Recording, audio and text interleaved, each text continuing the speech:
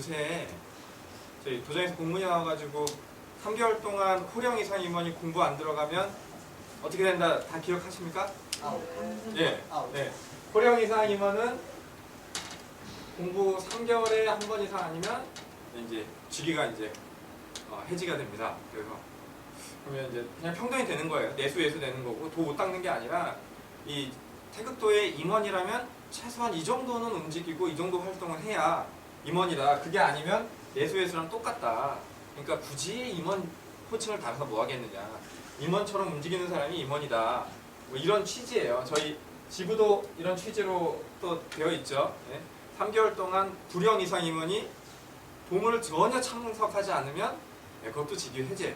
집에만 앉아 있는데 3개월 이상 지부에 코빼기도 안 비키고 집에만 앉아 있는데 이제 이 사람 굳이 불영, 포령 붙일 필요가 없으니까 수도하면서 성 모시면서 여기 가면 되니까 이렇게 얘기를 하고 있는 거예요. 그러면 우리가 이제 그 과거와 지금을 잘 생각해 봐야 되는데 옛날에 그러니까 60년 전 참 비유 들기도 좋아요. 60년 전 가보년 이맘쯤에 뭔 일이 일어나냐면 우리 도주님께서 갑자기 그 어디 땅 싼 데 좀 알아보라고 막 시키는 거예요. 종도들한테 그리고 상임위원들한테. 그래서 감천 땅값 좀 알아보라고 막 시킨 거예요. 근데 임원들은 뭘 여기 보수동에 판자집 지어가지고 이제 막 살고 있을 때예요. 그때 뭐 땅값 그냥 운수 받으면 되죠. 상징이 계신 곳에서 이런 생각을 하고 있을 때였을 거예요. 뭐 저 같아도 그랬을 것 같고 먹고 살기도 힘든데 무슨 땅값 판자집에서 간신히 하루 벌어 하루 먹는데 근데 상징님 앞에서는 이동을 해야 된단 말이에요.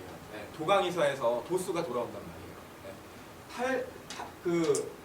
초평의 8,000호에 대한 도수로 800호가 강을 건너 서쪽으로 이주해야 되는 도강에서 도수가 들어오니까 상님께서는 이 천장 길반지인 감천도 얻으셔야 되고 사람들이 이동을 해야 된단 말이에요. 그래서 이 도인들한테 이거 참 말은 못하겠고 이 고생 얼마나 심합니까? 판잣집을 감천 처음 지었을 때 우리 진경에 나오죠. 판잣집을 지어놓으면 바람 불러 날아가고 이게 낮에는 1푼파리 해갖고 갈아가지고 1푼파리 하고 집에 오면 판잣집이 없어요. 판자가 다 날아가서 그럼 저기 일감까지 가가지고 판자를 다시 주워와서 밤새 짓다가 아침은 또 먹고 살아야 되잖아요. 잠깐 쪽잠 자고 나서 또 일하고 오면 바람이 불어가고 또 판자가 날아가고 그래서 이렇게 고생하면서 저희 감천이 이제 일구어졌는데 이런 고생을 상제님께서 차마 시킬 수가 없잖아요. 아무리 도쓰고 하지만 이 사랑하는 도인들이 그렇게 고생하는 걸 차마 이러지도 저러지도 못하고 발을 동동 구르시면서 그래도 알아봐야 되니까 감천지세 알아봐라 했는데 그것도 잘 말을 안 듣다가 이게 이제는 국가에서 움직이지 않으면 안 되게끔 명령이 내려오잖아요. 여기가 판잣집이 화재 위험이 있으니까 도인들이 이주해 주십시오라고 이동 명령이 내려온단 말이에요. 그러니까 어쩔 수 없이 이걸 다 해산하고 이동을 했어요. 그래서 감천으로 딱 오게 됐어요. 그 전에도 한 번 더 있었죠. 무국도를 딱 만드시고 이제 무국도를 해산해가지고 각자 집으로 돌아가야 되는데 이 도인들 이게 허령이었고 꽃이니까 이제는 잠룡으로 가야 간다라는 얘기를 아무리 해도 아무도 못 알아듣고 무국도 도장에서 그냥 우리는 운소 받을 거라고 진업단, 청년단 막 이렇게 하고 있는데 도스가 딱 들어오니까 일본에서 종교 해산령이 딱 떠지면서 종교 자체를 못 만들게 만들어버리잖아요. 그래서 하늘이 일을 하시는 데는 이 세상이 돌아가게 되는 거예요. 그래서 우리도 임원체계가 이렇게 굳건해지는 거에 대해서는 잘 생각해 봐야 할 필요가 있어요. 우리 도에서 임원이라는 게 조금 부끄러운 얘기지만 그냥 포덕만 하면 사람만 있으면 포덕 잘하면 세워주기도 하고 인품이나 이런 걸 보고보다는 그 어떤 자리가 필요하면 그냥 사람을 뽑아서 세웠던 임원들이 있었어요. 많이 있었고 그거에 대한 폐단으로 집에만 있고 안 나오는 임원들도 지금 있고 직위만 뭐 포종이고 뭐 어디 가서 돈만 버는 사람들도 있고 그래서 그런 것들을 이제 정리하고자 하는 거예요. 정리를 한다라는 거는 이제는 도의 임원이라면 도에 매진해라라는 거예요. 전에는 뭐 2012년도에 뭐가 난다, 뭐 종말이 온다, 전쟁이 난다, 막 이런 얘기를 해가지고 그 자기 있는 직장은 다 때려치우고 무조건 도만 닦아라라고 했을 때 사람들이 막 으쌰으쌰 했단 말이에요. 근데 우리가 이런 일이 없다라고 이제 2011년도에 딱 얘기하고 바르게 내 마음을 바꿔 수도해라 하니까 전부 돈 벌러 또 직장에 다 가가지고 자기 생활의 안정만 구한단 말이에요. 근데 이것도 치우치면 안 되고 이것도 치우치면 안 되죠. 돈만 열심히 따면 배고파 죽는 앞효신이 되고 그리고 돈만 열심히 벌면 금수와 같다라고 이제 말씀하셨어요. 이걸 조절해야 되는데 우리가 도인의 생활이 너무 피폐해서 이걸 조절할 수 있는 방법이 없어요. 하루 벌어 하루 사는데 무슨. 네. 근데 지금 묘하게도 약 2011년도부터 3년이 지난 지금 이제는 임원이 체계를 세우고 있는 거예요. 임원이 체계를 세우고 있고 뭔가 진심으로 발심해서 나아가는 도인들을 구하고 있고 그걸 구하는 걸 넘어서서 이제 기회는 우리한테 준 거죠. 3년 동안은 뭘 준 거냐면 스스로 열심히 하는 도인의 기회를 준 거예요. 그래서 여기 계신 분들은 딱 그런 거 하죠. 지부에 3개월 동안 불영 이상 임원분들 한번 생각해 보시죠. 지부에 3개월 동안 한 번이라도 참석해야 된다라는 얘기가 전혀 부담이 없죠. 당연한 거잖아요. 네. 근데 참석을 안 하던 사람들이 했을 때는 청천벽력이란 말이에요. 그럼 이 차이가 뭐겠느냐? 스스로 해오던 사람한테는 당연한 일이고 스스로 그것을 하지 않으려고 했던 사람한테는 이거는 청천벽력이 되는 거예요. 3개월에 하루만 공부 들어가라는 게 얼마나 우리 상식으로 봤을 때는 굉장히 완화된 조치지 이게 강력한 조치는 아니잖아요. 근데 이것도 내가 어떻게 그걸 해라고 부딪히는 분들이 분명히 있을 거예요. 도장 공부 3개월에 하루 시간 내는 게 불가능한 분들이 분명히 있을 거예요. 스스로 늘 해오던 사람은 뭘 그 당연한 걸 한 달에 한 번도 나는 아무것도 아니고 보름에 한 번이라도 충분한데 이러실 수 있는 분이 계시고 어떤 분들은 그건 불가능하다라는 분이 계세요. 스스로 할 수 있는지 없는지를 계속 해왔던 시간인 거고 이제부터는 스스로 해오는 그것을 하지 않으면 안 되게끔 만들어주는 시간이라 우리가 보는 거예요. 제도로서 바싹 조이는 거예요. 제도로서. 그러면 왜 제도로서 바싹 조이겠느냐라는 걸 생각을 해봐야 돼요. 도를 붙잡지 않고는 살 수가 없는 시기가 곧 올 거라는 생각이 들어요. 저는. 우리가 도를 붙잡지 않고도 돈을 붙잡고도 잘 살아요. 그쵸? 세상에 돈 붙잡고 잘 살죠. 도 붙잡으라고 그러면 돈 벌 시간도 없는데 무슨 도를 닦냐고 그래요. 근데 앞으로 이와 같이 급격하게 돌아갈 때에는 도를 붙잡지 않고는 살 수 없는 시기가 오고 있기 때문이다라고 우리가 조심스럽게 예측을 할 수가 있어요. 자, 돈을 왜 붙잡냐면 여러분 잘 생각해 보세요. 내가 몸이 아파요. 이 얘기 제가 여러 번 했어요. 몸이 아파요. 뭐 어떻게 하면 낫습니까? 상냥 때 신고 드리고 기도 정성스럽게 모으시면 낫습니까? 상식적으로 병원 가서 주사 맞으면 낫죠. 네. 약국 가서 약 먹으면 낫죠. 병원 가서 주사 맞으려면 뭐 필요합니까? 돈 필요하죠. 약국에서 약 사려면 돈 필요하죠. 그래서 먼데 가야 돼요. 내가 먼데 가야 돼요. 서울에 출장 가야 돼요. 그러면 사람한테 열심히 신고 드리면 하늘에서 막 용마가 나와가지고 저를 태워주진 않죠. 네. KTX 타고 서울 가야 돼요. 그럼 뭐가 필요합니까? 돈이 필요하죠. 자동차를 움직이려도 돈이 필요하고 버스를 움직이려도 돈이 필요하고 모든 것에 지금 돈이 필요해요. 사람들이. 그래서 돈이 필요할 뿐인데 이 사람들이 이제는 무슨 생각을 하냐면 돈이 있으면 아프지도 않고 먼데도 마음대로 다니고 예. 멀리 있는 사람하고 전화로 통화도 마음대로 하고 그래서 돈이 있으면 내가 모든 걸 할 수 있다라고 생각을 하면서 사는 게 지금의 현실이에요. 근데 이게 하루아침에 깨질 때가 분명히 올 거라는 얘기예요. 병원에 가서 아무리 많은 돈을 주고 약을 사 먹어도 병이 낫지 않고 예. 아무리 많은 돈으로 또 음식도 사잖아요. 음식이 우리 병 들었다라고 생각을 해보세요. 이 얘기는 이제 너무 말세론적인 얘기인데 음식이 상한다라고 생각을 해보세요. 세상에 병균이 퍼져가지고 뭐 병겁이든 아니든 그런 걸 상상을 해보는 거예요. 온 세상에 병균이 싹 퍼졌어요. 그래서 무슨 음식을 먹든 내가 이걸 먹으면 그 병균 때문에 아파요. 죽거나. 그러면 돈이 억만금이 있은들 내가 살 수가 있습니까? 못 살아요. 죽어요. 근데 이때 우리가 축시기도로 법수를 모시고 그 법수로 밥을 지으면 밥이 사람이 먹어도 괜찮다. 뭐 제가 상상을 하는 거예요. 그렇다면 돈이 의미가 있습니까? 억만금을 줘도 내가 먹고 살 수 있는 밥 한 끼를 못 사요. 근데 우리가 상님한테 정성으로 기도를 드리면 내가 먹고 살 수 있는 길이 생겨요. 그러면 그때부터는 돈은 아무 의미 없는 거예요. 사람들이 이게 전부고 나를 살려줄 거라고 붙잡고 있는 모든 것들이 한순간에 무너지는 거예요. 근데 하늘이 갑자기 이렇게 탁 하면 매정하잖아요.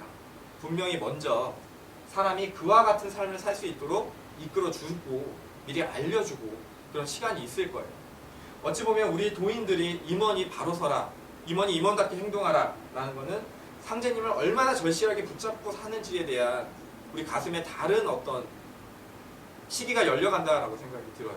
이제는 상제님을 완전히 붙잡고 정말 도인답게 상제님 손만 붙잡고 가는 그런 사람으로 도인들이 하나하나 성장해야 앞으로 올 시기를 감당할 수 있기 때문에 하늘이 이와 같은 일을 주시는 거지. 하늘이 그냥 아무 이유 없는데 그냥 이렇게 하진 않으시고, 우리가 도주님의 생애를 봐서 무국도가 해산할 때도, 그리고 감천을 이주할 때도 분명히 먼저 말씀은 있으셨어요. 근데 우리가 경각심을 느끼지 못해요. 경각심을 느끼지 못하지만 도인들이 움직여야 될 때는 안 움직이고는 어쩔 수 없이 상행이 말씀하고 아무 상관없이 주변 상황이 내가 가만히 있을 수 없는 상황으로 분명히 치닫게 될 거예요. 그러면 우리가 앞으로 겪을 상황이 뭔지 모르겠지만 지금 이 도장에서 태극도에서 말씀하시는 메시지는, 자, 지금 도인으로 바로 서라. 상제님을 온전히 붙잡아라. 임원이라는 호칭을 가지려면 상제님을 잡은 끈을 더욱 돈독히 하고 잠시도 잊지 마라. 이런 가르침을 계속 주고 계신 거예요. 그리고 그렇지 않은 자들은 이제는 내가 제도로서 멀리하게 만들겠다. 그러면 여기서 왜 이렇게 도가 깐깐해졌어? 라고 생각하는 건 큰 오산인 거고, 이제는 이렇게 하지 않으면 살 길이 없겠구나 라고 받아들여야 되는 게 우리 도인된 자들의 마음이에요. 이제는 진짜 마음과 정성을 다 대해내겠구나. 이때 아니면 다시 못할 때가 오지 않을까라는 두려움을 가지면서 지금은 마음의 발심을 있는 대로 다 해봐야겠구나. 이 생각을 좀 해야 될 때라는 얘기를 제가 이제 드리고 싶은 거예요. 그래서 도는 매일 새로워지고 있어요. 하루하루 새로워지고 있고, 매일 새로워진 말씀으로 우리에게 늘 가르침을 주고 계세요. 그래서 귀 기울이고 도가 어떻게 변하는지, 어떤 말씀이 왜 내려오는지 늘 깨어서 생각하지 않으면 그냥 이게 불평불만으로 끝나버리거든요. 뭘 귀찮게 그냥 어차피 그런다고 운수가 뭐 내년에나 모레나 내후년에나 좋은 게 좋은 거라고 가면 되지, 이런 생각을 가지고 있는 분들은 정말 중요한 어떤 가르침을 내 마음에서 흘리고 있는 거예요. 이게 왜 있어야 하면 이걸 하지 않으면 안 되기 때문에 하늘이 나를 사랑해서 이 가르침을 주시고 계시다라고 받아들이는 분들한테는 분명 마음을 크게 바꾸고 이제는 하늘이 내려주는 어떤 그 기간에 맞춰서 나를 성장시켜 나갈 수 있는 그런 발판이 되실 거예요. 그래서 오늘 드리려는 말씀은 이 포유문입니다. 포유문. 통감 말씀을 제가 잘 전하지 못하지만 그래도 계속 주일마다 제가 통감 말씀을 전해드리려고 하고 있어요. 지난번에 정성에 대해서 제가 말씀을 드렸고, 오늘은 이 포유문에 대해서 말씀을 드리려고요. 상님이 말씀하세요. 인간이 인생이라는 게, 사람이 태어나서 인생을 살아가면서 다들 바라는 게 뭐냐, 원하는 게 뭐 있겠느냐, 다 똑같다. 부귀와 영화, 명예,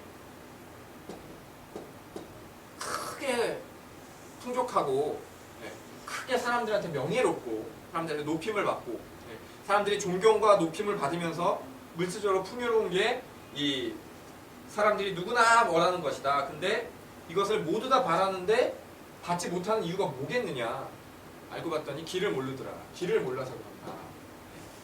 이 부귀와 명예를 위해서 요즘 사람들이 뭘 추구하고 있냐, 지금까지 설명한 거예요. 돈을 추구하고 있다. 돈이면 다 되는 줄 알죠. 부귀도, 영화도, 명예도, 돈만 있으면, 돈이 있어야 다 된다라고 생각을 하는데, 상제님께서는 모든 사람이 이걸 바라는데 왜 이걸 받지 못하겠느냐, 미지첩경이라, 다른 이유가 아니라 아주 쉬운 길이 있는데 그 쉬운 길을 찾지 못하더라. 그러면 그 쉬운 길은 무엇이느냐, 다른 데 구하는 것이 아니라 지극히 보배로운 것이 있으니 이 보배로운 것은 나의 심령이라. 여러분들 마음에 심령에 보배로운 것이 있다라는 거예요. 모두의 마음에 심령에 보배로운 것이 있고, 이 심령과 통하는 것이 바로 이 부귀와 명예, 사람이 태어나서 찾는 가장 그것을 쉽게 얻는 길이다 이거예요. 이걸 쉽게 예를 들자면, 지금 돈으로 병을 고친다고 하지만 말기 암 같은 거 걸렸다라고 생각을 해보세요. 그러면 병원에서 못 고치죠. 판정 받으면. 그래서 병원에서 도저히 고칠 수 없는 병을 고치려면 사람들이 요새 뭐 하는지 혹시 뉴스 같은 데 보면 시골로 가요. 도시에 있지 않고 시골에 가서 조그만 집 같은 걸 사고 전 재산을 다 해놓고 직장도 뭐고 다 관두고 가가지고 암에 좋다는 약초 같은 거 있으면 해가지고 먹고, 아니면 산에서 그 텃밭 가는 거 하고 등산하면서 마음을 싹 비워가요. 마음을 비워가고 욕심을 비워가고. 그래서 분명히 경고는 3개월 남았고 방사능 치료에도 소용없다라는 분이 6개월을 살고 1년을 살고 3년을 살고, 그래서 방송국에서 취재를 하잖아요. 그리고 요새 많이 보시죠. 세상에 부귀와 영화, 명예, 건강 이 모든 것이 돈으로 되는 줄 아는데 돈조차도 해줄 수 없는 사람들이 생겨요. 뭐 이 사람들이 마지막 찾는 게 뭐냐면 지금까지 욕심을 다 내려놓을 수 있는 곳을 찾는 거예요. 그리고 산천을 찾아가죠. 자연을. 네. 자연을 찾아가서 결국은 뭘 보냐면 나의 마음을 봐요. 내 마음을 들여다보고 내 심령을 들여다보고 모든 게 욕심이었고 모든 게 쫓김이었고 내가 이것을 붙잡아서 뭐 얼마나 더 잘 살아보겠다라는 생각하면서 그걸 내려놓으려는 훈련을 하고 더 이상 거기에 매달리지 않게 되니까 뭐 다 그렇진 않지만 희한하게도 이 질병을 낫게 되는 경우가 생겨요. 이분들한테는 이젠 돈이 별 의미가 없어요. 돈 많이 버는 거 줘도 내가 죽을 길인데 그걸 뭐하러 가겠어요. 예전같이 스트레스 막 받고 일을 이만큼 해야 되고 막 그런 걸 다 있어도 이제는 차라리 내가 죽느니 이걸 놓으면 되는데 여기서 마음을 다 내려놓게 되어 있어요. 근데 건강뿐만이 아니라 우리가 부귀와 명예라는 거, 영화라는 거, 영화와 명예라는 거, 내가 영화롭게 되고 내가 명예롭게 되는 그 모든 길이 다 나의 심령에 있다라는 게 성경의 말씀이에요. 그래서 우리 도인들이 요새 말하는 건 다른 거 아니잖아요. 내 마음을 돌아보고 내가 바뀌면 세상이 바뀐다라는 거. 내가 잘하면 세상이 잘 되는 거고. 늘 남을 보는 그런 마음에서 이제는 나를 보는 마음으로 우리가 바뀌어가고 있는 이 바뀌어가는 것 안에서 이 나의 심령과 통하게 되면 뭐 귀신과도 통하게 되고 수작이 가능하고 만물의 질서와도 통하게 되고 이렇게 된다라고 하는데 이런 세부적인 내용은 오늘 이렇게 얘기하자는 건 아니고 결국 그냥 원리적인 거 나의 심령이 있는데 이것과 통하기만 하면 모든 것을 얻을 수 있다라는 건데 이것을 통하지 못하게 되는 이유가 있다는 거예요. 이게 우리가 무욕이라고 하는 부분인 거고 무욕 물질에 대한 욕심 내가 다 가질 수 있다는 욕심 내가 가장 높다는 욕심 우리가 참 그래요. 이 2011년도 얘기를 또 하게 되는데 그때 이제 본인들이 다 와가지고 무슨 얘기를 하냐면 우리 도가 이렇게 된 거는 저 임원이 잘못했어요. 우리 도가 이렇게 된 거는 이 임원이 잘못했어요. 근데 정말 웃긴 게 임원 체계가 이렇게 있잖아요. 네. 상급 임원, 중급 임원, 뭐 하급 임원, 이제 평균이 이렇게 있잖아요. 이 임원은 이 임원 때문에 잘못했다고 해요. 나는 잘했는데. 그럼 이 임원은 요 임원하고 이 임원 때문에 그래요. 나는 잘했는데. 그럼 여기 있는 분은 이 사람들이 잘못해서 그랬다고 해요. 나는 잘했는데. 모두 뭐 아래를 욕하건 위를 욕하건 나는 잘했는데 나는 수도 잘했는데 사람들이 잘못해갖고 도를 이렇게 만들었다라고 해요. 근데 이거를 듣는 분 들은 입장에서는 어쩌냐면 니도 똑같이 시까매가지고 똑같이 욕심이 많은데 남은 잘못했고 나는 잘했다라는 얘기를 하고 있으니까 이게 해줄 말이 없는 거예요. 그럼 무슨 얘기를 하겠어요? 그냥 내려놔라. 다 내려놓고 가라. 누구를 미워함도 누구를 싫어함도 내가 잘났다 함도 남을 싫어하는 마음도 내려놔야 되겠지만 나는 옳고 나는 잘한다라는 마음도 내려놔야 돼요. 사람들이 큰 오류에 빠지는 게 뭐냐면 저도 뭐 이 도를 수도하면서 지금 그런 생각을 하는데 완벽한 사람이 되려고 해요. 위로도 잘하고 밑으로도 잘하고 이렇게도 잘하고 그래서 이 뭔가 딱 맞는 범주에서 내가 이만큼 실수한 거는 참을 수가 없어요. 내가 이런 실수한 걸 못 견디겠어. 근데 남이 이런 실수를 하는 건 관대하게 용서해줘요. 이러면 나는 이해심이 깊은 사람이다라고 생각해요. 근데 실제로 자기의 실수를 이해하지 못하는 사람은 급격한 상황이 오게 되면 남의 실수도 이해할 수가 없어요. 도에서 배워가는 건 뭔지는 모르겠지만 저는 그런 걸 배웁니다. 나도 큰 실수를 하고 나도 너무 부끄러우니까 누군가 이렇게 부끄러운 짓을 했을 때 그 부끄러운 실수를 했을 때 그럴 수 있지라는 마음 그걸 배워봤던 것 같아요.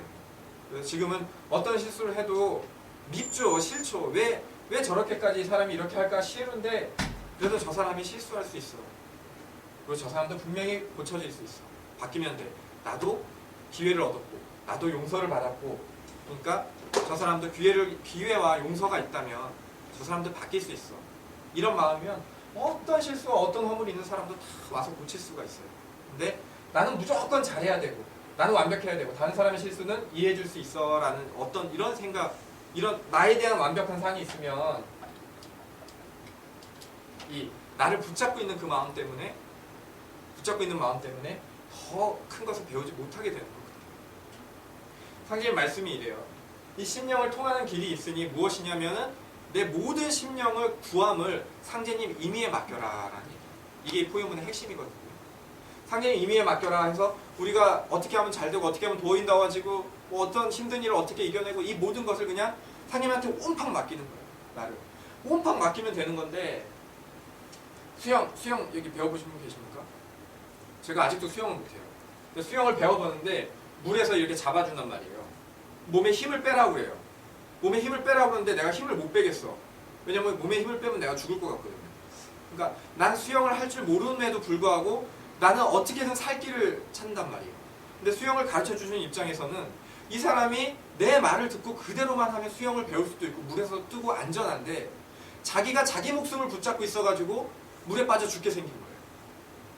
내가 내 마음을 붙잡고 있고 이걸 내 뜻대로 하려는 이걸 놓으면 죽을 것 같으니까 이 마음을 놓지를 못하는 거예요. 사람들이. 상제님이 아무리 위대하고 대단하신 건 아는데 내 생명, 내 자랑, 내가 바르게 가는 그 길은 내가 붙잡고 놓고 싶질 않아요. 이렇게 하면 바르게 되는 걸 내가 알겠고 이렇게 하면 잘 되는 걸 내가 알겠으니까 이 길을 놓지를 못하겠는 거예요. 근데 정말 놔야 할 거는 그냥 수영할 때 힘 빼듯이 힘을 빼봐야 돼요.